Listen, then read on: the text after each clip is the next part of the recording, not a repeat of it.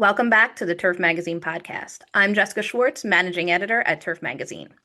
Today's episode is one that I've been personally excited for, not just as someone who works in the turf and landscape industry, but also as a diehard Philadelphia Eagles fan. When you think about game day at Lincoln Financial Field, you probably think about the players, the excitement, the energy, but there's another team working just as hard behind the scenes, the Eagles grounds crew. From preseason prep to midseason upkeep to postseason recovery, they're the ones making sure the field is safe, consistent, and ready for every snap, every cut, every backwards hurdle, and every touchdown celebration. Today, we'll pull back the curtain on what it takes to maintain one of the most iconic fields in the NFL.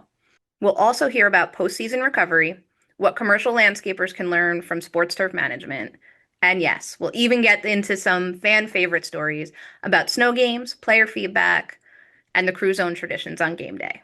So let's dive in, because whether you're a commercial landscape professional looking for best practices or just a fan who's always wondered how the link looks so good under the lights, this episode has something for you. Hi, Tony, and welcome to the podcast. I'm really so excited to be able to talk with you today. Good morning. I'm glad to be here. Let's start at the beginning. Before the players ever take the field, what does preseason prep look like for you and the crew? So, when we go back and we look at the schedule and, we're finishing up concert season at the stadium. Some concerts do get into September and during the playing season, but the bulk of them are finishing up in July and August. And then, we look at the preseason games, and then usually that entails putting down a new field. So we sod the field right before the season starts. And then, then we get into one or two preseason games, a couple practices at the stadium for the fans and just to get the team adjusted to the stadium, being that it's different than being at the practice facility. So it gives them a chance before the season starts. So we do those things, and it's kind of a breaking in period, if you will, for the surface. We get a little feedback, and then, we make some adjustments if needed. And then before we get into the real football season. You actually mentioned the practice field as well. Do you follow the same procedures for both the practice and the link just to make sure everything is exactly the same on both? So the practice facility, that doesn't get the wear and tear such as the concerts and other teams and monster trucks and all these fun things that we get at the stadium. So that surface stays in place year round. It doesn't usually get resodded unless there's a major renovation plan, but that's once every 10 years maybe. So that surface does stay the same. It does match the stadium from a mowing height standpoint, and same type of Bermuda grass. We do have Bermuda grass here at both facilities. Awesome. Okay, so once the season does kick off, the real grind begins, I'm sure. With games, practices, and other events stacked week after week, how do you keep the turf performing at its best through the busiest stretch? So I think, one, it starts with a dedicated crew. We have a great staff here. Again, we look at the schedules and we look and see where our windows are. Being here since the stadium opened, we've seen everything from, hosting back-to-back weekends where you'll have Temple game on Saturday and Eagles game on Sunday. You'll get some breaks. We're always looking at weather and trying to make all those adjustments as we need there. So really, we just take all the information that we have given the schedule, and then, we make sound agronomic decisions based on those things, such as overseeding, fertilizing, watering, mowing, top dressing, seeding. So those types of things that you see where the windows are. It's a predictable, from a standpoint of fertilizer, we know when that will release. We know that when we seed, how many days it'll take for that to germinate. And then so you'd use that kind of information to make the best sound practices and decisions. You actually answered my next question. I was going to ask how you evaluate soil health and turf density. So you just we do all that. I mean, look, we take soil tests, and I think that's something that we should all do more of. For the folks listening, I think that's important, is just knowing what's in the soil. Whether it's once a year or twice a year, that should be done at the fields, just so we're not putting out fertilizers that won't react the way that we want them to. We want to make the most use out of what we put into the soil. So that soil test gives us a good baseline each year of knowing what to put out, how much to put out, and what to expect. And, by doing that, so we do look at that. And we do that almost once a month here at the stadium and the practice facility. And we also work with our sod farm as well, because we rely so heavily on them to provide the sod for us, that we also want the soil, knowing that the soil, so when the sod does come in, we know it's going to be healthy. Absolutely. How do you balance mowing height, irrigation, and fertilization during the busiest parts of the season? So again, it goes back to looking at the schedules and what we're trying to do. And Bermuda grass, it can tolerate a low mowing height, so we can go down to about 5/8 mowing height with that. And then as the season goes on, sunlight becomes not as available because of the stadium, the way it's shaped and the way the shade patterns form on the stadium surface. So we can raise the cutting height up a little bit just to make the most use out of the leaf tissue that's going to be out there. And, it's looking at those schedules, looking at the temperature. We do start the season where it can be 100 degrees, and then we end the season when it can be 25 and snowing. So there's a lot of adjustments that we have to make on the fly. Absolutely. I'm a New Jersey girl, so I know how crazy You weather totally gets get around it. here. I Right. totally get it. What are some of the biggest in-season challenges you face with turf wear and tear, and how do you mitigate them quickly? So it's again, it's having it could be a concert that we have mid-season. It can be like with Temple football and Eagles football games. Look, a lot of the wear and tear happens in a small portion of the field, right down the middle. And college football teams carry a larger player roster than an NFL team will. So they pregame warmups and things like that. Weather, if you have a bad weather game. So again, we just look at those windows. We look at all the tools that we have to use, and then we just kind of just put everything into this little equation and try to figure out, like, okay, knowing that we have a break here, let's do this a week before, and then we'll, again, being predictable on some of the things that happen, then we'll know what'll happen a week later, and that usually falls in place for us. Perfect. So of course it's not just football, like you were saying. Concerts and other events have their own challenges. How do you handle transitions to protect the turf when the stadium is packed for something other than an Eagles game? Is there a way to protect it, or you just realize that things are going to happen and you're going to have to fix them after the fact? Yeah, there's a lot of that, for sure. There's, look, I think one of the great things about being in the city of Philadelphia is we are a major stop on concert tours, major events like monster trucks and supercross, NCAA lacrosse Oh, wow. championships. I mean, we've hosted quite a few of those. And then next year we have the 2026 FIFA World Cup here in Philadelphia as well. So we're one of 16 cities in North America to be able to say we're home to a portion of those games. So Wow. we're very excited. Along with that comes a lot of other challenges. Going in with the concerts, some of the production sets are so big that they say, you know what, cover the whole field with the decking.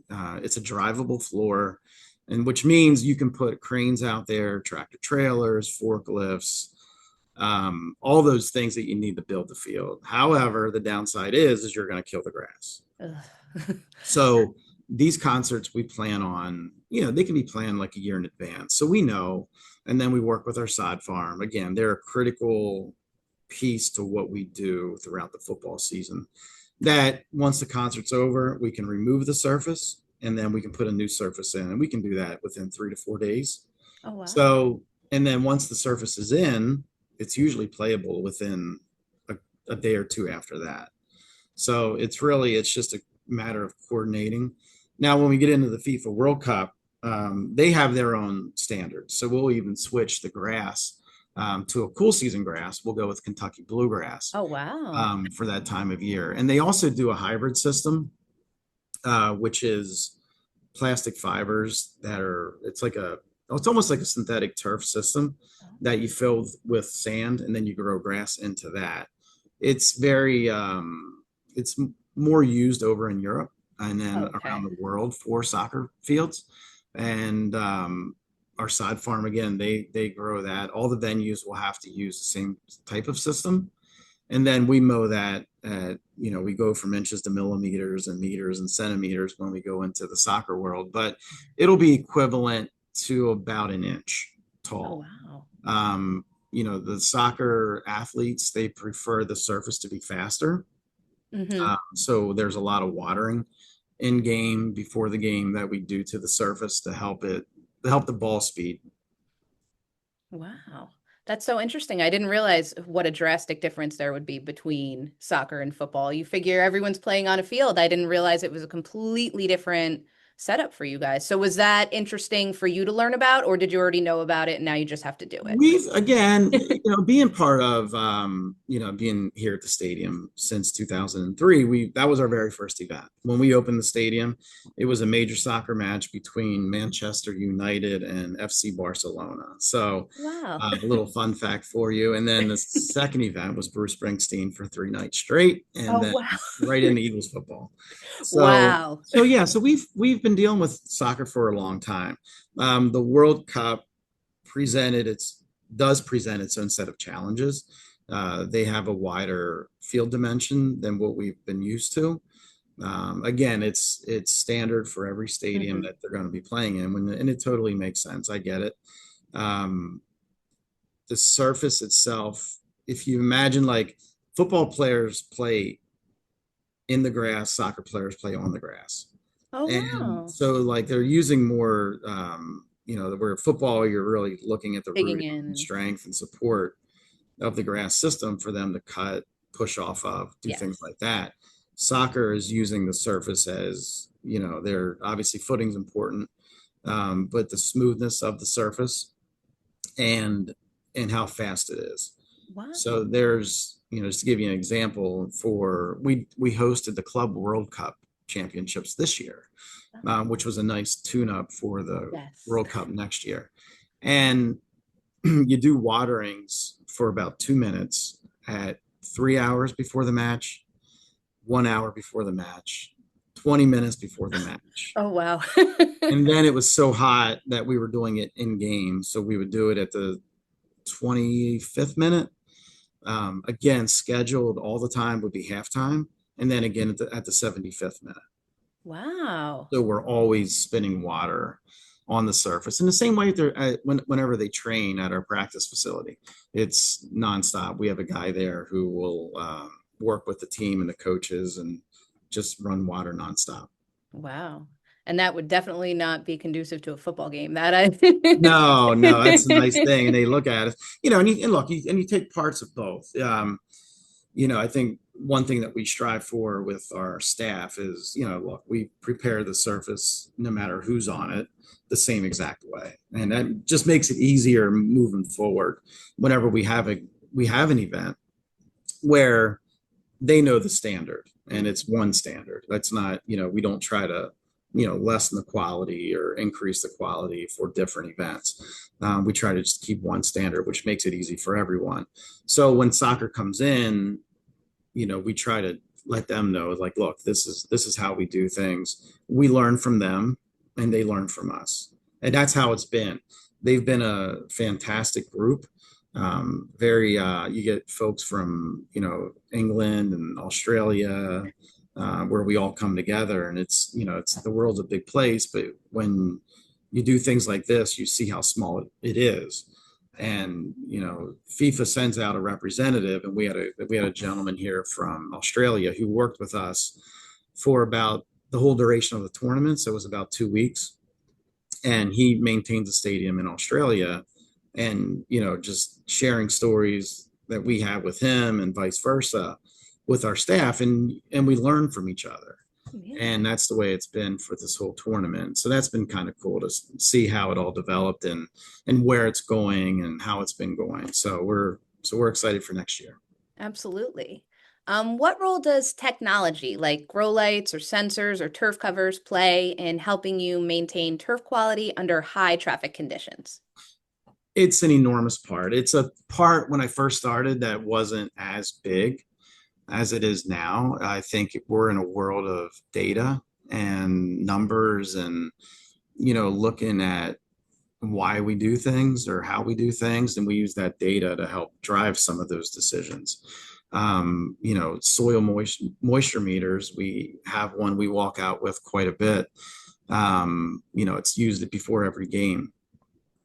We use it throughout the summer months to check on moisture to see if we need to irrigate more or less, or can we just hand water. We use those. We have in-ground sensors that will do moisture, temperature, salinity. We look at those. We have oxygen sensors in the soil for our sub-air system, so we can manipulate the oxygen in the soils, based on what those readings are. The NFL, we have mandatory practices, and not only moisture, but we have a device called the strike device, where it'll measure the hardness of a surface, and it'll also look at the cleat penetration of a surface. And the device does a little bit more behind the scenes that the researchers and the folks behind the scenes can look at it and break down that information. And then ultimately we're trying to achieve safer fields, not only on natural grasses, but for synthetic fields as well. So like there's some of the things that we use for data. Growth lights, again, something that started over in Europe years ago. You're starting to see a wave of, more of these lights being pushed into the U.S. markets. One being for the FIFA World Cup, and then two is it just makes sense. A lot of stadiums today are, they're built straight up and down. You're seeing more with temporary roofs or Yes. overhangs. I think you're going to see the next wave of stadiums. You're going to see rooftops on all these stadiums that are going to be built. And the assumption is, oh, just put in synthetic. Well, it's not. How can we grow grass indoors? And is there a way to do that? And that's some of the things that, FIFA is looking at, and they're challenged with hosting games in Atlanta, Houston, Dallas, SoFi. Oh, And I wow. believe there's one more. They're indoor stadiums. And Hmm. it's like, how do we grow grass indoors? Well, growth lights. I mean, that's a major component of it. And so it's like, how do we use that technology and provide a safe playing surface? So that's, I mean, look, and that's just, we're just hitting the type of, or the tip of the iceberg here on technology and where it can go. There's companies out there now with traction devices, and we can look at different cleats and we can see how cleats interact with the surface differently after we top dress or after we switch grasses. It can be varietal depending on the different varieties of grass. Does a certain cleat react differently in those types of surfaces? So we can test that. So it's becoming more of a data driven industry, which is great. I like where it's going. I think it makes sense. And I think it'll just allow us to be better field managers at the end of the day.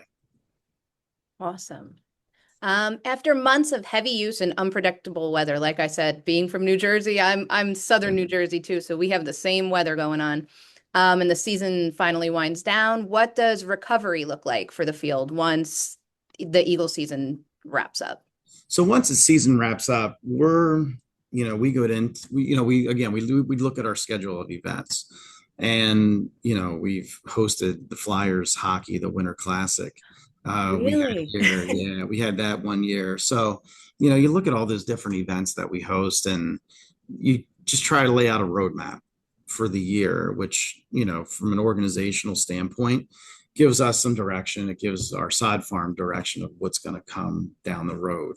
And then, at the end of the season, if we go to the playoffs, if we host an NFC championship game, if we win Always. an NFC championship game, that field will always be in, and depending on the quality of it, and whatever event comes in, we'll either replace it or we'll keep it in and then manage it throughout the year.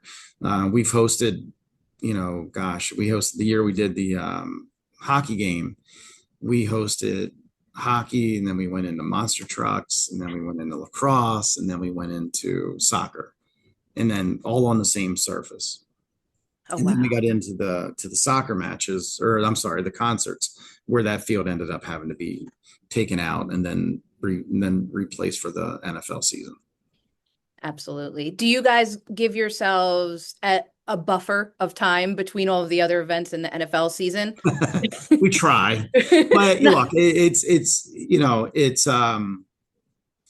challenging because you're working with tours that are moving from city to absolutely. city to city, and so you look at the NFL schedule, which is hard too because the NFL schedule doesn't come out until April, May now. Yes.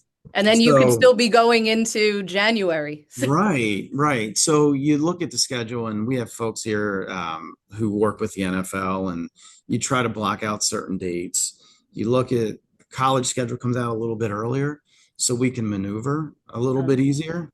But look, sometimes if you get into a situation, a couple years ago when we played Buffalo Bills, it was one of our throwback games, Hmm. and we had to reside the end zone in midfield. Of course, it rained the whole game, and then we played San Francisco the following week.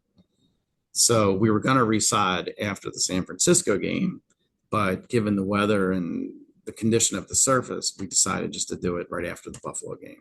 Oh, wow. And so it's again, I think it goes with experience of being Hmm. here for so long and kind of knowing what you're capable of as a crew and as a staff and as a side farm and the weather. Hmm. And you kind of and you can see it a little bit. I think I always say two of a field manager's favorite tools are a magic wand and a crystal ball, because you have to look into both and you got to use both. And but you got to be able to look into that crystal ball and see, again, this is with experiences. Okay, this game's going to be played in the rain. What's it going to look like, after the game? And like we can walk at halftime and we can see, like, I think that game we made the call at halftime. Like Oh, after we wow. walked the field, we were like, look, here's what we're going to do. Get everybody together and let's get the field out and get a new one in here before Wednesday. And, again, you deal with such great people and great vendors that, you're able to pull that off. Luckily, right? Yeah, absolutely. Commercial landscapers tuning in are always looking for takeaways that they can apply to their own projects. Are there any turf management practices from the NFL level that you think could translate directly to parks, campuses, or commercial landscapes? Yeah, I do. I mean, I think it's, we get to talk to folks at those levels all the time. And it's fun, it's enjoyable, and, it's funny because we all have our own set of challenges. And it's, my kids play sports, so I get to go see different fields, and whether it's at a high school or a rec. But I think the biggest thing is overseeding, and I think people are like, hey, we went out and we aerated and we overseeded and it took, but then it died. And it's like, well, you have to keep doing it, don't stop with one.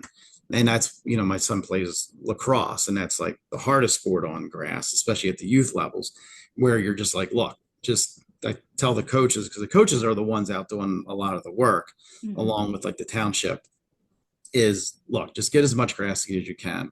And every week, just go out and put it down. Let the kids cleat it into the soil. And, is it going to make a huge impact the first year? Maybe.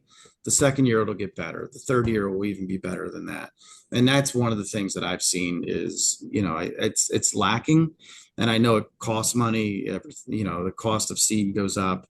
But I think it's one of the best investments you can make on one of your surfaces is to do that. And the other thing is to get involved. I mean, the Sports Field Managers Association, put a little plug in for them, is a great organization that, it's made up of professional, collegiate high schools, commercial members, government agencies, townships, and things like that. And it's a great resource for field managers to go to, and not only at the national level, but there's also chapters at each state. And I think it's to get involved. There you'll find all your vendors for fertilizer, paint, equipment, things like that. And then you'll also find each other, and you'll find other field managers that, hey, you guys might be in towns right next to each other dealing with same issues, but you've never spoken before. And it's like, it's good to see and talk to those others that are dealing with the same types of problems that you are and seeing how other people handle it. And I think that's a big part of it. So get involved. Absolutely. Before we wrap up, I've got to ask a few questions just for the fans, because I know our listeners and me personally Yeah. want to hear some of the behind the scenes stories that make your job so unique. Players often talk about how much they love fast or soft fields. Do you ever get direct feedback from players or coaches about how the turf feels on game day? So we do. I mean, it's we usually go to the kickers. The kickers are the ones that, they're really in tune with the surface. Not only them, but I mean the other players are, but the kickers usually give us some good feedback. And so we go reach out to them and they come over to the stadium like on off days and they'll Oh, kick the wow. ball around just to, get a sense for the wind and things like that. Yes. So, yeah, we do. And then we can always test the field and we know. And I think the hardest part for all the field managers is, the players have their own language and, they can say a field it's soft or hard, or they can say it's sticky. They can say it's loose. It's, they never use the word firm. So that is, so you're always trying to decipher what they're saying. And I think being at practice and, being able to talk to the players at practice, we can, like, I remember a time when Zach Ertz, we were in our indoor field house and he was so in tune with the surfaces. And he was one I could always go to and be like, hey, man, like, what'd you think of the surface? Or, what do you think about this? Or what do you think about that? He would always give me his honest opinion, whether good or bad. And that's great. I mean, it's feedback. And, we were in the indoor one day and he was like, hey, talking about the indoor and, he felt that it was a little slippery, but I'm like, took him over to the edge where we didn't have as much infill. And I'm like, okay, look at this. And he put his foot through that. And he goes, yeah, he goes, that's kind of, he used the word sticky. And I'm like, that's not what you want, like as a player, because Mhm. that's what causes the ACL injuries and the high ankle sprains where your foot doesn't release. Yeah. So, and it's like an education for me, but it's also an education for them. And that's some of the things that, you always try to find one or two players, usually the older ones that, because it affects their bodies more. And that's, you try and talk to them more about it. They've been around the league for a while and they've seen good fields, they've seen bad fields. And, like some of the younger guys that come in, some of them may have never been on a good grass field. Some of them played on synthetic fields all through college and they don't really know what a good grass field is. So for them, it's a little bit different. But yeah, I mean, it's just, they're the end user. And I think as much feedback as we can get from the end user, we can just do our jobs better. Okay. What's the most memorable moment you have personally experienced on the field as part of the grounds crew, whether it was a playoff game, a snow game, a last second win? Now you said you were at practices. I didn't even realize you were a presence at practices too. So anything. What was your personal moment? I mean, gosh, you can go back to Sunday's game, right? Uh, The Jordan Davis I think ran it into stopped the end everyone in their zone. tracks. Yeah, I mean, look, I think it's that. I mean, that's one that really sticks out because it just happened, right? It was, you get into a game and you're like, okay, we're gonna lose this game. It was the first half. We weren't playing well. We were down 20 or whatever the score was. Yeah, We're it down was by three rough. or four touchdowns. And, just to see the team battle back. And that was one I thought we were really, really going to lose. And then to see the team fight back. And then it happened in our end zone. So our job is during the game is we pull the field goal nets. So the Okay. ones pulling up the field goal nets. And of course, that end was in the end zone I was in with three or four of our coworkers of our staff, and we're all standing there jumping up and down, like like urging Jordan to Players say, are in the stands. run faster, yeah. So that was awesome. But you go back and you look at some of the memorable ones, like and that being memorable, but like the snow games. Mhm. Um, Last year when we did the playoff run, we had a Giants game on January 5th. We played the Giants. That was the last regular season game of the year. We knew that there was cold weather coming in, and our practice fields were gonna freeze over, and our sod farm was gonna freeze over. Oh no. So we had to make a decision to cut sod again. We had to make it that Friday before the game. Oh wow. And so we lined everybody up. We really had 24 to 36 hours to get the sod in before it froze. And, we took the field out right after the Giants game. We had two different companies come in. They resodded the field for us by the end of the day, Monday. And when our practice fields freeze, even though we do have an indoor, they like to try and get outside as much as they can. The team was coming over to the stadium for practice. So we finished sodding Monday. We practiced Wednesday, Thursday, Friday Oh my goodness. at the stadium, played the game Sunday, and then practiced 2 more days the following week. Then we had a snow game versus the Rams, and Detroit lost to Washington in Yes. Detroit, who was the number 1 seed.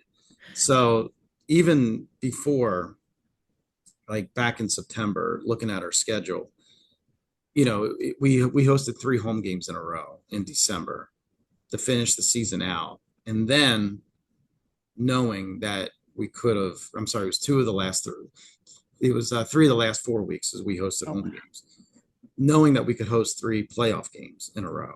And then the fields. So that was, we had a lot of football Yes. in a very short period of time. Well, with Detroit, us getting the 2 seed, Detroit losing, that forced the NFC Championship game back at home. Yes, I was going to So, say, and it got better, but got worse for you, I'm sure.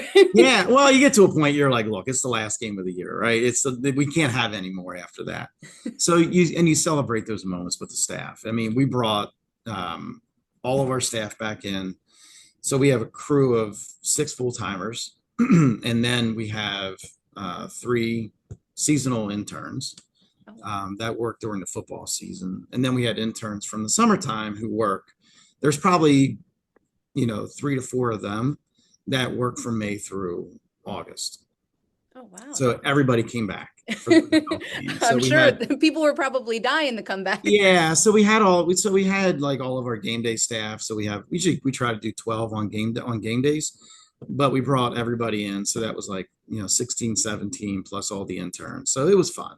And it was great to celebrate with them that moment, and just to have them be part of it, because they did contribute to that.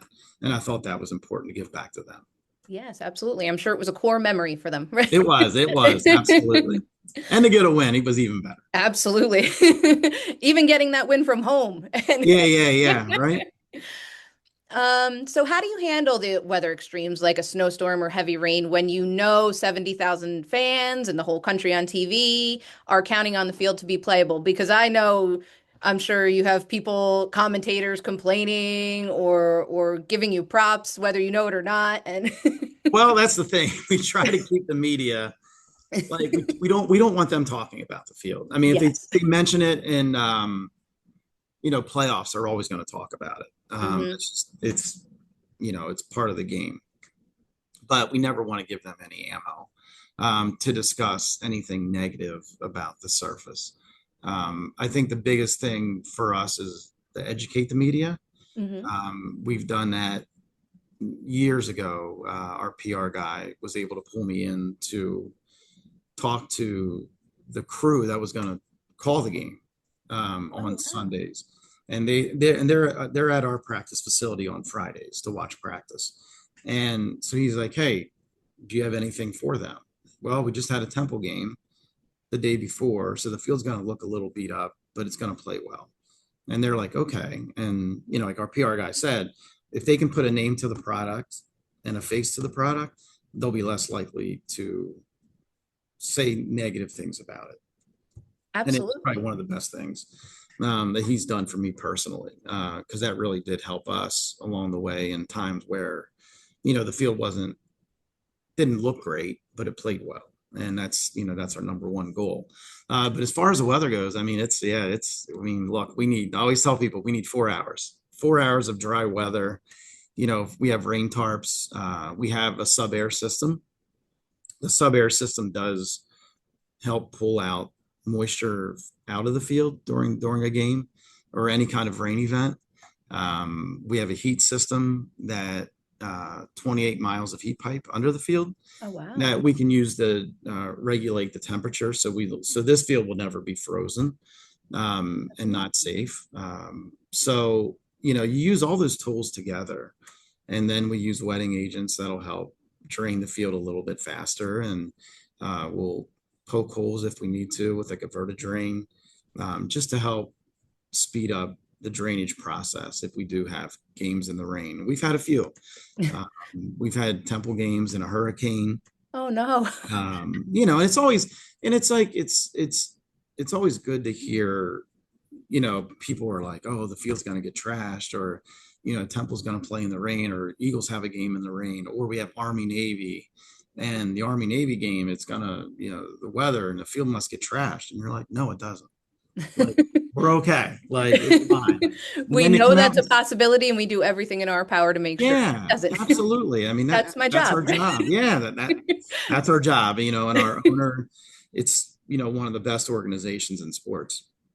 And, and I think it's probably speak on behalf of anybody in the organization is that he gives us the tools that we need, to be successful. And, and that's one of the things that is so great about working here is, hey, look, when we built stadium sub air, it was, the heat systems were a big thing.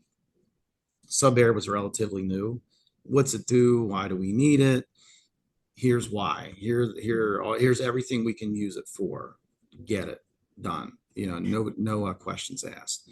And here we are 25 years later, and it was probably one of the selling points for World Cup and FIFA to choose Philadelphia was because we had the infrastructure with the heat system and the sub air system, and a good surface, and a great dedicated staff, and this great city of Philadelphia, standing behind it. So that was an easy decision for them. But just to use all those tools together, and make good, sound agronomic, decisions on when the water, do we dry the field down as much as we can, and then the tarps come off about 2 hours before kickoff. So we have to factor that in as well. Yeah. It seems like you've touched upon open communication and educating people. That really seems to help you guys keep things a well-oiled machine, whether you're educating the media or educating someone who needs to make a purchasing decision. I didn't even consider that as part of your job, but it seems like it's a huge part of your job. Oh, it is. I mean, and that's the hardest part is like, people see it from the stands, or people will see something from, a player may slip. Hmm. And in that slip, there's a lot that can happen. Obviously it's the field and the surface, but then it could be the shoes. It could be he stepped on his inside foot and tried to cut off his inside foot and he slipped and fell. Hmm. And there's, when you look at synthetics, there's an education with synthetics and natural grass, and talking to people and the things we do, and then the steps and the processes we go, like, hey, we're going to resod the field. Well, is it safe? Yes, it's safe. Well, how's it safe? Well, we have a machine that smashes all the sod together. Do you see the seams? Sure, you do see them. Are they visible under or noticeable underfoot? No, they're not. So it's one of those things, if you see people looking at the field before a game, like myself or one of our staff will go up and, hey, do you have any questions? And they'll ask questions, and then it turns into, oh, I didn't realize that. And I think that's the biggest part of it, is being a teacher, if you will, to people in the building, and people that use the field.